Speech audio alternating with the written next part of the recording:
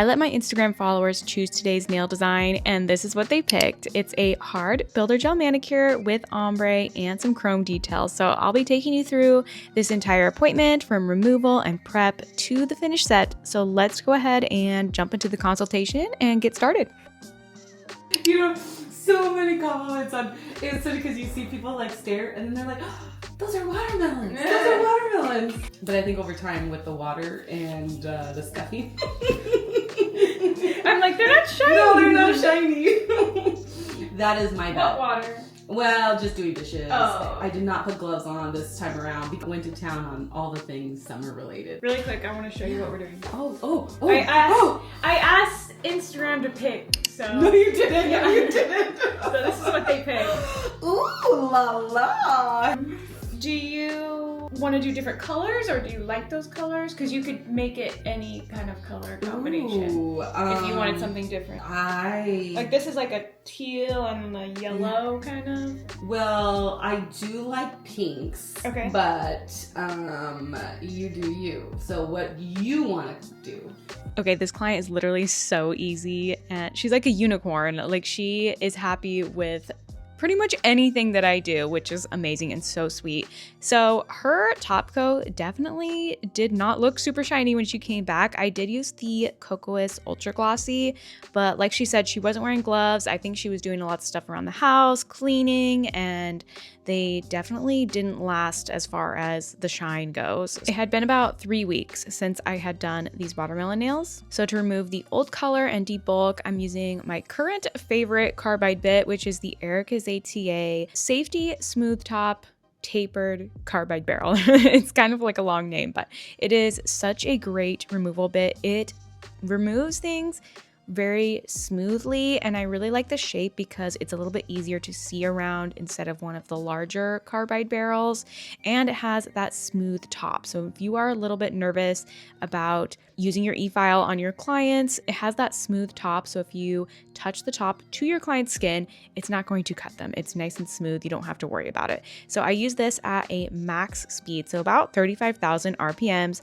and I'm just filing off the old color and debulking the old product a little bit. We did have a little bit of lifting just on this one free edge, just a little bit on the pointer nail. So I went ahead and removed that as well. Now I'm just pushing everything back so that I can get the cuticle area nice and opened up and ready for our prep. I'm really liking these wooden sticks from Stolix, and you'll notice how I kind of roll up the skin and like roll it up and away from the nail so we can get it nice and open. This is a really crucial step, especially if you're doing an e-file manicure. You want to make sure that that pocket is nice and open. Otherwise, you could accidentally overfile the nail. Now I'm using the Erica's ATA Precision Flame in Fine Grit for my prep. And this one is a little bit skinnier. It is really good at getting really precise, clean work. So I'm really liking this Precision Flame. This is actually a brand new bit. I needed to replace mine. They were getting a little dull, and man, the difference, it's like you don't realize the difference until you get a new one and you're like, wow, I should have probably replaced that a long time ago. So I'm using this at about 18,000 RPMs, and I start going from the left side first, and then I switch into reverse and I go down the right side. And this just kind of opens up that cuticle area from both sides so we can get it really nice and clean.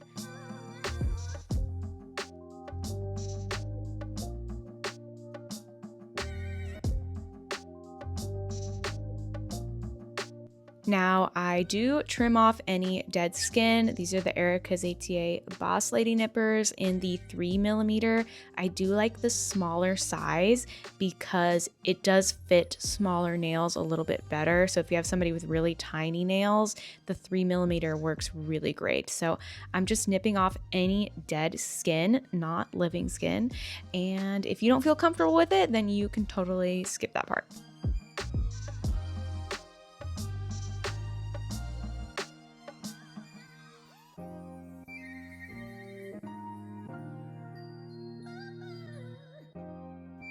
I'm just doing a little bit of polishing with the Big E bit, also in fine. I've lowered the speed down a little bit, so it's about 15,000 RPMs. I'm just polishing the skin. It helps prevent hangnails and gets rid of any little bits of dry skin that might be left over. Also, I've been loving these super soft little dust brushes. I got them from Amazon. I know Stolix has them as well, so I will put the links of everything that I used down in the description box. So before we start our application, it's always good to clean the nails really well. I'm using the Kinetics cleanser. It's a cleanser and dehydrator, and it just works so good to clean the nails of any excess oils, dust, debris. We'll make sure it's super squeaky clean so that our product can adhere really well. Then I do like to go in with their separate dehydrator. It's a little bit more of like a precise application. If you have somebody who already has like really dry skin, you might not need to add the separate dehydrator. And then I like to go in with the bonder, which is basically their non-acid primer. It kind of acts as a double-sided sticky tape and just helps the adhesion even more.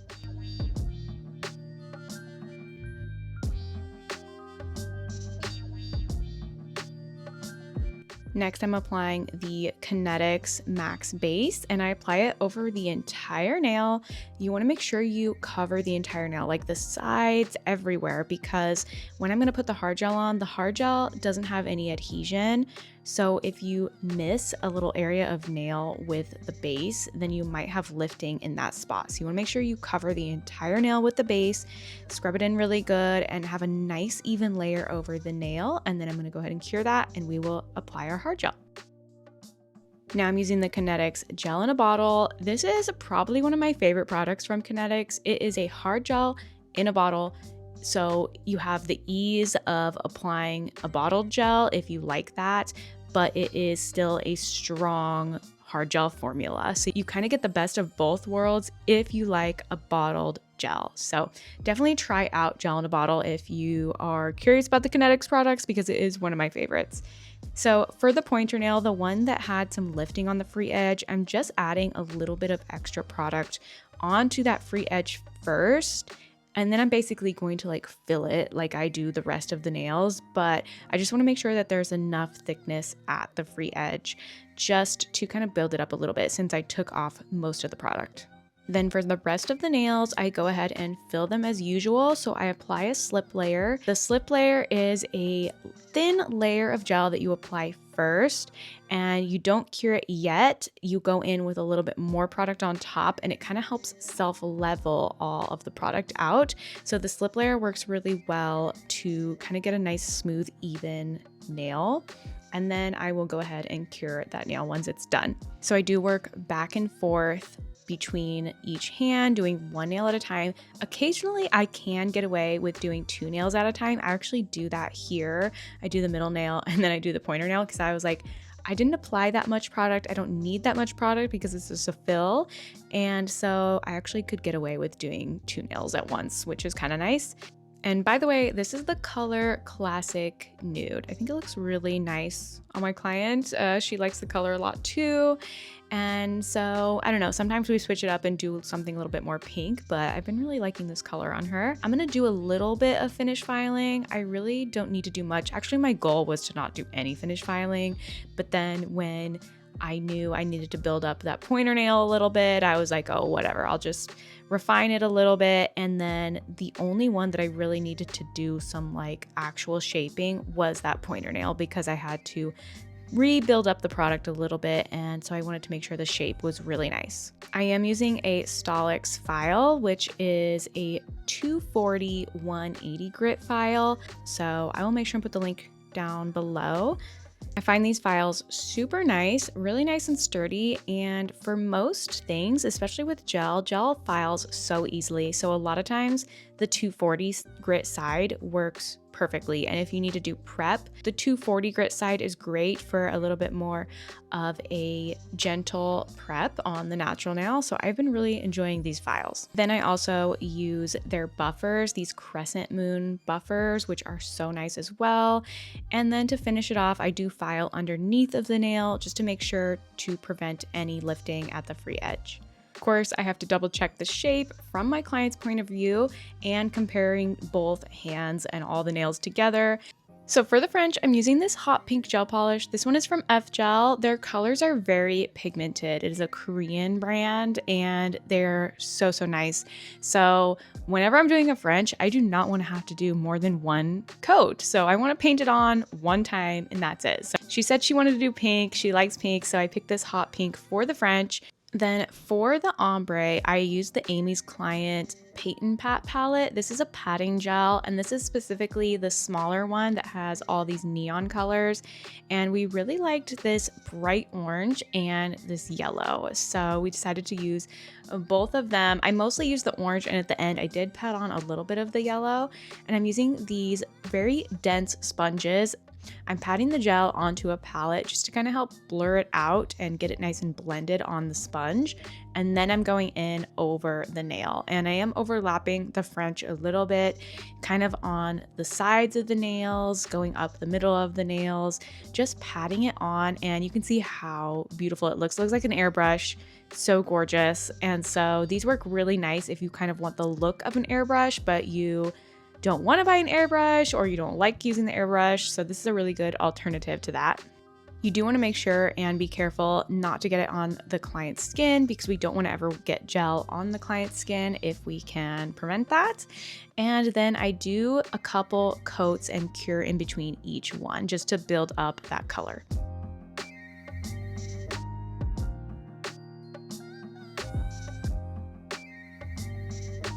Now we're gonna add some chrome. So before I do that, I am cleansing the nails really well with some alcohol just to clean off any tackiness.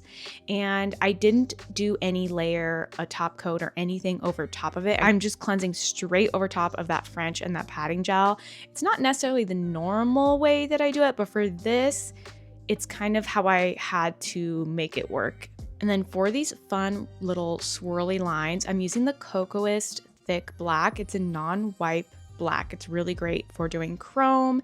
And then my favorite gold chrome is the Elizabeth chrome from Magpie. It's a really nice neutral gold. It's not super, super yellow.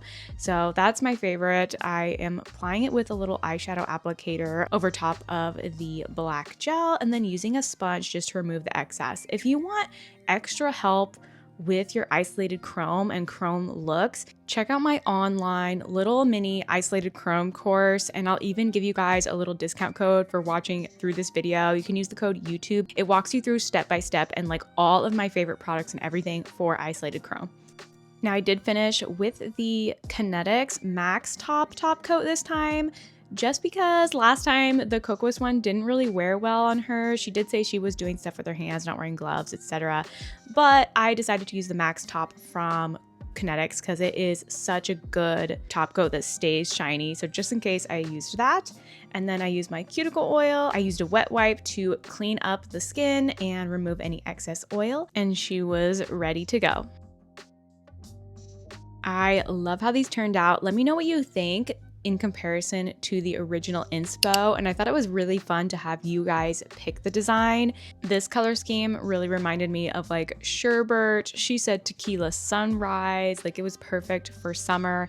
And I believe the original inspiration pick had some like brown swirls, but I decided to go with the chrome and I think it just popped really nicely against those colors. If you enjoyed this video, I really think you would like this one where I show you how to safely remove hard gel without causing any damage. Don't forget to give this video a like if you enjoyed it. It helps me out, and subscribe so you don't miss out on any future videos. And definitely give me a follow over on Instagram so you can be a part of these polls that I like to do and get you guys involved in the designs that I share on here. So thank you guys so much for watching, and I'll see you guys in the next one.